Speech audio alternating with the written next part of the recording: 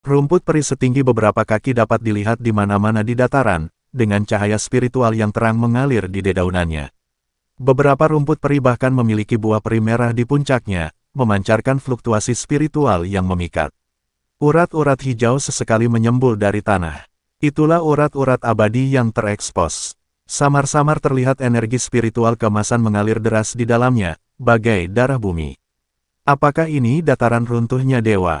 Chen Ping diam-diam terkejut. Dia telah melihat banyak urat spiritual di surga kelima, tetapi dia belum pernah melihat kelompok urat abadi yang begitu padat dan murni. Sumber daya di dataran ini sendiri mungkin setara dengan gabungan sumber daya setengah dari pasukan di surga kelima. Tidak mengherankan bahwa kerajaan Tuhan telah menjadi kekuatan teratas di surga keenam karena memiliki tanah yang sangat berharga. Sang putri kerajaan para dewa, dengan tangan terikat, merasakan hembusan napas yang familiar, tetapi wajahnya semakin buruk rupa, memalingkan muka dan tak melihat pemandangan di bawahnya. Jelas ia hanya merasakan perlawanan dan rasa jijik terhadap negeri yang memelihara para dewa ini. Di depan sana adalah ibu kota kerajaan Tuhan. Suara sang putri terdengar dingin. Ada 3 lapis penghalang di luar ibu kota ilahi. Hanya mereka yang memiliki token kerajaan ilahi atau memiliki darah ilahi yang bisa masuk. Jika kalian mencoba memaksa masuk, kalian akan terkoyak oleh kekuatan ilahi penghalang tersebut. Chen Ping tidak menanggapi, tetapi hanya melirik tajam ke depan. Benar saja, di ujung dataran, garis besar kota besar perlahan-lahan menjadi jelas. Dinding-dinding ibu kota ilahi dibangun dengan batu-batu suci berwarna emas pucat, mencapai ketinggian 100 kaki. Dinding-dindingnya diukir dengan pola-pola suci emas yang rumit. Saat pola-pola suci itu mengalir, sebuah penghalang tak terlihat menyelimuti seluruh kota, memancarkan tekanan yang mendebarkan. Puluhan pengawal dewa berbaju zirah perak berdiri di gerbang kota. Aura masing-masing pengawal dewa berada di atas tingkat ketujuh alam abadi bumi. Pola dewa bersayap ganda pada tombak di tangan mereka bersinar terang, dan mereka waspada. Chen Ping dan sang putri perlahan mendarat di gerbang kota. Begitu mereka mendarat, 2 pengawal dewa langsung melangkah maju, tombak mereka mengarah langsung ke Chen Ping. Siapa kau? Beraninya kau memasuki ibu kota dewa? Lepaskan yang mulia putri. Sang putri mengangkat kepalanya dan berkata dengan dingin, aku mengikutinya atas kemauanku sendiri. Aku meminta komandanmu untuk keluar dan menemuiku. Para pengawal dewa saling berpandangan, wajah mereka penuh kejutan dan kecurigaan. Perintah yang mereka terima adalah untuk membawa sang putri kembali dengan segala cara. Sang putri dibawa ke sini oleh seorang biksu manusia, yang mengaku datang secara sukarela, sehingga mereka bingung harus bereaksi apa. Salah satu pengawal dewa tidak berani menunda dan segera berbalik dan berlari menuju kota, tampaknya untuk melapor. Meskipun para pengawal dewa lainnya tidak menyimpan senjata mereka, mereka tidak bertindak gegabah. Mereka hanya mengepung Chen Ping dan sang putri dengan waspada, menatap Chen Ping, takut ia akan melakukan sesuatu yang buruk kepada sang putri. Setelah sekitar 1 batang dupa, suara bel yang jelas berdentang terdengar dari kota. Seorang wanita berjalan perlahan, mengenakan gaun istana lavender dengan sulaman motif burung phoenix yang halus di ujung roknya. Rambut hitam panjangnya diikat menjadi sanggul terbang dan dijepit dengan jepit rambut emas merah bertahtakan batu permata. Kulitnya seputih giok, dan ada sedikit pesona di antara alisnya, namun juga sedikit ketenangan. Dia tampak berusia awal 20-an, tetapi auranya telah mencapai puncak tingkat ke-8 alam abadi bumi. Wanita itu berjalan mendekati Chen Ping, tatapannya mula-mula menyapu sang putri dengan tangan terikat, lalu tertuju pada Chen Ping, nadanya tenang namun dengan sedikit penyelidikan, rekan Taoisku, terima kasih telah mengirim yang mulia putri kembali ke ibu kota ilahi. Saya Ziyuan, ajudan raja. Bolehkah saya tahu nama Anda? Adakah yang bisa saya bantu untuk mengembalikan sang putri ke rumahnya? Chen Ping menatap Ziyuan dan berpikir dalam hati. Tongkat penguasa kerajaan Allah itu masih muda, rupawan, dan tingkat kultivasinya tinggi. Jika seorang kultivator biasa ingin mencapai posisi ini, dibutuhkan setidaknya ratusan tahun akumulasi. Ziyuan terlihat sangat muda, entah dia berbakat atau memiliki koneksi khusus. Melihat gaun istana yang dikenakannya, meskipun bukan gaya yang dikenakan oleh ratu dan selir, namun terbuat dari bahan yang bagus dan sama sekali berbeda dari pakaian pejabat biasa. Tatapan yang diberikannya, selain tatapan tajam, juga menyiratkan sedikit kewaspadaan. Tatapan seseorang yang telah bertahun-tahun berada di pusat kekuasaan, terbiasa menimbang untung ruginya. Chen Ping dengan cepat menebak dalam benaknya, Zi Yuan ini mungkin bukan hanya ajudan raja. Penguasa kerajaan ilahi sudah tua dan membutuhkan seseorang untuk merawatnya. Zi Yuan masih muda dan cantik, serta memiliki kultivasi dan kecerdasan yang memadai. Mungkin dia adalah teman tidur sang penguasa. Pada hari kerja, ia membantu raja menangani masalah-masalah sepele, dan kadang-kadang berpartisipasi dalam urusan politik sebagai anggota staf, yang memungkinkannya menyembunyikan jejaknya sambil tetap berada di sisi raja kapan saja tua. Chen Ping merasa sedikit tertekan saat membayangkan seorang gadis cantik ditindas oleh seorang pria, namun Chen Ping tidak menunjukkannya, melainkan hanya menunjukkan senyum sempurna di wajahnya, dan berkata sambil menangkupkan tangannya, "Saya Chen Ping. Saya tidak memulangkan sang putri kali ini demi imbalan apapun. Saya hanya kebetulan bertemu Yang Mulia Putri sendirian di luar, dan saya khawatir akan keselamatannya, jadi saya memberanikan diri untuk memulangkannya. Lagi pula, kerajaan Tuhan dan Kuil akan segera menikah, dan keselamatan Yang Mulia Putri berkaitan dengan stabilitas surga ke-6. Aku tidak berani berdiam diri saja." Dia secara khusus menyebutkan kata pernikahan, untuk menguji reaksi Zi Yuan dan membuat perilakunya sendiri tampak lebih masuk akal. Seorang pendeta yang peduli terhadap situasi di surga ke-6 dan mengirimkan kembali putri yang hilang kemungkinan besar akan membuat orang lengah dibandingkan pendeta dengan motif tersembunyi. Ketika Zi Yuan mendengar kata pernikahan, fluktuasi halus melintas di matanya, tetapi dia segera mendapatkan kembali ketenangannya dan berkata sambil tersenyum, "Rekan Daois Chen memang bijaksana. Yang Mulia Putri baru saja kembali dan pasti lelah. Biarkan beliau kembali ke istana untuk beristirahat dulu. Saya akan mengajak rekan Daois Chen berkeliling ibu kota ilahi." Chen Ping mengangguk, "Oke."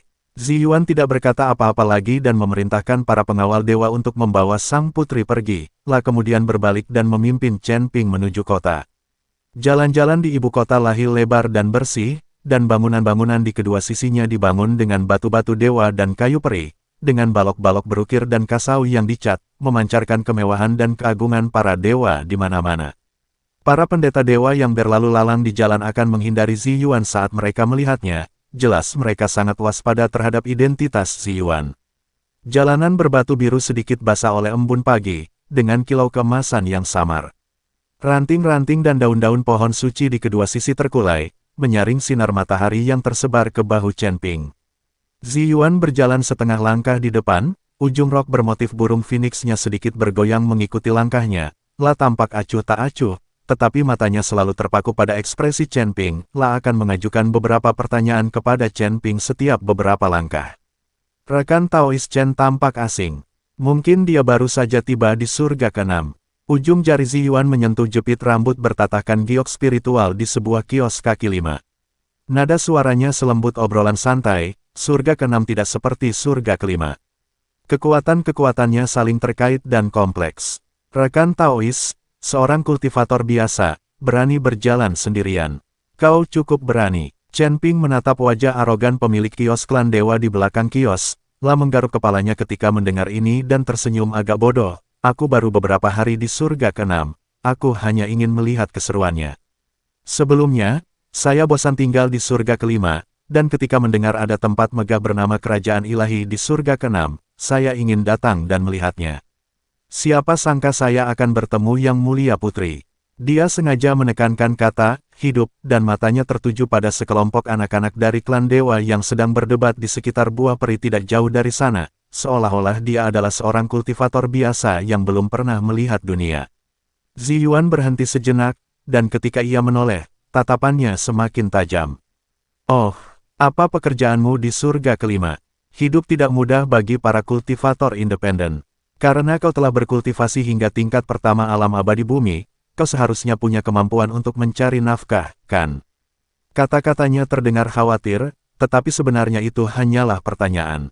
Jika Chen Ping memiliki kekuatan besar di belakangnya, dia pasti akan mengungkapkan kekurangan dalam kemampuannya mencari nafkah, atau menyebutkan industri sekte tertentu. Chen Ping seolah tak mendengar maksud tersembunyi itu dan mendesah, "Apalagi yang bisa kulakukan? Aku bisa membantu orang lain dan mencari beberapa ramuan abadi tingkat rendah untuk ditukar dengan batu abadi. Terkadang aku cukup beruntung untuk mengambil kertas jimat yang terbuang, dan aku akan mencoba menggambarnya sendiri. Aku tak pernah menyangka akan benar-benar menggunakannya untuk menjebak Yang Mulia Putri kali ini. Sambil berbicara, Chen Ping mengeluarkan sebuah jimat kuning keriput dari tangannya. Rune-rune di jimat itu bengkok dan bengkok, menunjukkan penampilan seorang pemula. Lihat, ini cuma benda rusak. Kukira tak berguna. Tatapan Ziyuan menyapu kertas jimat itu, dan tanpa sadar ia mengumpulkan seberkas kekuatan spiritual di ujung jarinya. Itu memang jimat penjebak dewa tingkat terendah. Fluktuasi kekuatan spiritualnya sangat kacau. Belum lagi menjebak putri para dewa, bahkan seorang kultivator tingkat pertama di alam abadi bumi mungkin tak akan mampu menahannya sedetik pun. Tetapi dia ingat dengan jelas bahwa ketika Chen Ping memenjarakan sang putri di gerbang kota, kekuatan spiritual kemasan itu sama padatnya dengan substansi, yang jelas tidak sebanding dengan jimat tak berguna ini. Anda beruntung, rekan Taois. Ziyuan menekan keraguannya dan menunjuk sekelompok pengawal lahi yang lewat di ujung jalan. Yang di depan adalah pengawal lahi yang bertugas berpatroli di distrik kota barat. Ibu kota ilahi agak tidak tenang akhir-akhir ini, dan selalu ada beberapa kultivator tak dikenal yang berkeliaran. Jika kalian berkeliaran, harap hindari gang-gang terpencil itu. Dia sengaja menyebutkan biksu tak dikenal itu untuk melihat apakah Chen Ping akan bereaksi terhadap penjaga dewa yang menyegel gerbang kota. Namun, Chen Ping hanya menyipitkan matanya untuk melihat baju zirah perak milik pengawal dewa, lalu berkata dengan takjub, baju zirah ini benar-benar berkilau, jauh lebih mengagumkan daripada prajurit yang kulihat di surga kelima. Kalau saja aku punya satu, tak akan ada seorang pun yang berani menggangguku saat aku pergi mengurus tugas. Sambil berbicara dia mengulurkan tangannya hendak menyentuh baju zirah pengawal dewa, namun pengawal dewa itu menatap dingin dan dia menarik tangannya dengan canggung, tanpa menanggapi kata-kata pendeta yang tidak diketahui identitasnya itu. Ziyuan menatap tatapan acuh tak acuh itu, dan keraguan dalam hatinya bukan saja tidak hilang, tetapi malah bertambah berat. Lah tak percaya seorang kultivator yang bisa menjebak sang putri akan begitu vulgar dan bodoh, tetapi kata-kata serta tindakan Chen Ping sungguh sempurna. Entah itu kekagumannya pada kerajaan Tuhan, keserakahannya akan harta, atau penghindarannya terhadap hal-hal penting, ia seperti seorang kultivator tingkat rendah sejati. Menara pengamatan bulan ada di depan kita. Itu salah satu dari sedikit menara di ibu kota ilahi yang memperbolehkan orang luar masuk. Mau naik dan duduk sebentar. Ziyuan tiba-tiba berubah arah dan membawa Chen Ping ke loteng berukiran awan. Dari lantai atas, kau bisa melihat sebagian besar pemandangan ibu kota ilahi. Karena kau di sini untuk melihatnya, mengapa tidak naik dan melihatnya? Lah berencana untuk mencoba di lingkungan yang berbeda. Mungkin ketika ia melihat istana kekaisaran atau tempat yang tersegel dari ketinggian, Chen Ping akan mengungkapkan identitas aslinya. Mata Chen Ping langsung berbinar, dan ia segera menyusul, hebat, hebat. Aku belum pernah berdiri di gedung tinggi dan mengagumi pemandangannya.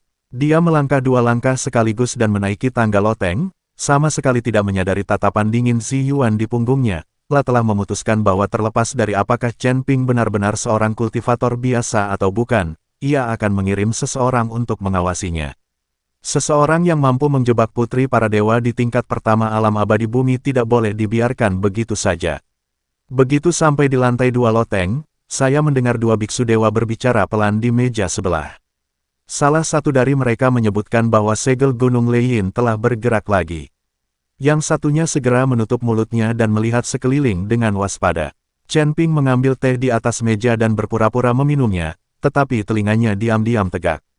Ziyuan duduk di hadapannya, memperhatikan semua gerakan kecilnya, dengan senyum samar di bibirnya, lah ingin melihat berapa lama Chen Ping, yang berpura-pura bodoh, bisa terus berpura-pura.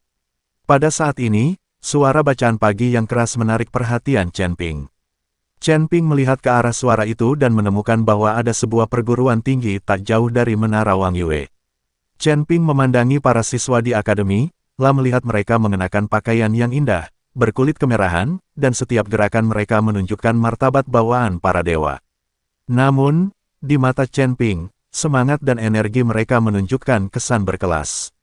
Melihat tatapan Chen Ping kepada para mahasiswa itu, Ziyuan berkata dengan bangga, ini adalah institusi pendidikan tinggi paling mulia di kerajaan Tuhan kita. Semua mahasiswa di sini jenius.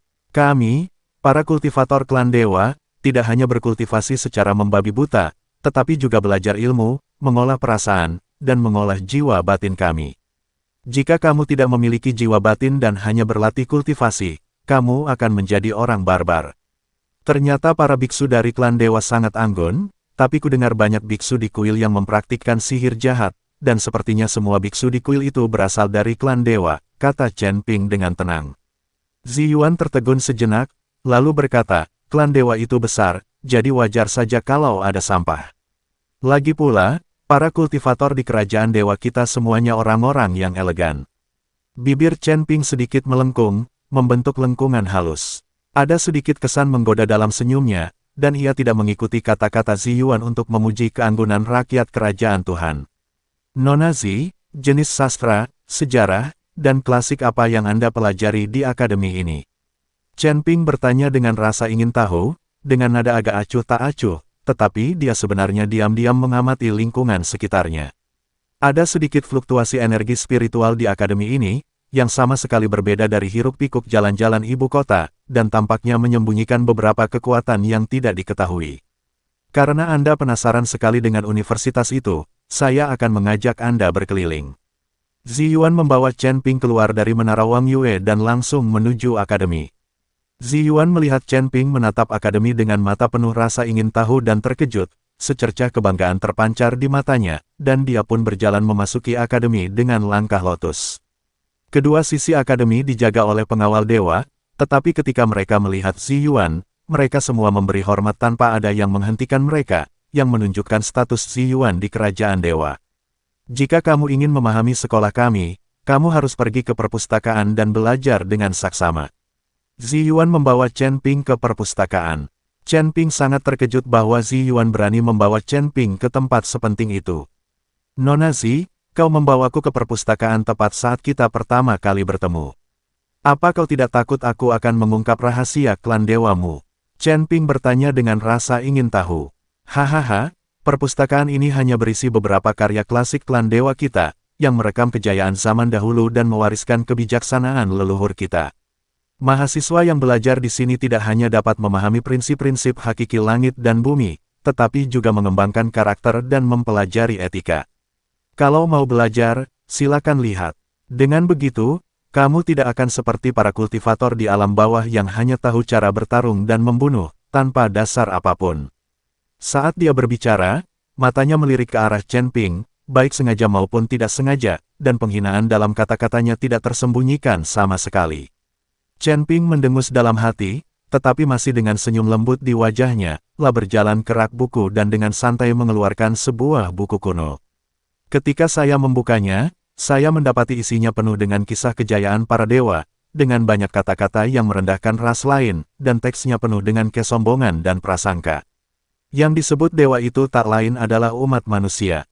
Hanya saja, beberapa kultivator merasa diri mereka berbakat dan berstatus mulia, sehingga mereka sengaja memisahkan diri dari umat manusia, menciptakan ras dewa tambahan. Seiring waktu, para dewa menjadi semakin besar. Lagi pula, banyak pembudidaya yang bangga dengan status mereka sebagai dewa. Chen Ping dengan tenang menutup buku itu, menoleh menatap Ziyuan, dan bertanya, Nona Zi, menurut Anda, mana yang lebih penting, belajar atau berlatih? Ziyuan mengangkat alisnya sedikit dan menjawab tanpa ragu, tentu saja, keduanya penting. Berkultivasi dapat meningkatkan kekuatan dan melindungi martabat klan dewa kita, membaca dapat mencerahkan pikiran dan melihat alam, memungkinkan klan dewa kita menikmati cahaya peradaban selamanya. Rekan Taoist Chen, Anda berasal dari surga kelima. Saya membayangkan para kultivator di sana hanya fokus pada kultivasi dan mengabaikan kultivasi batin, bukan?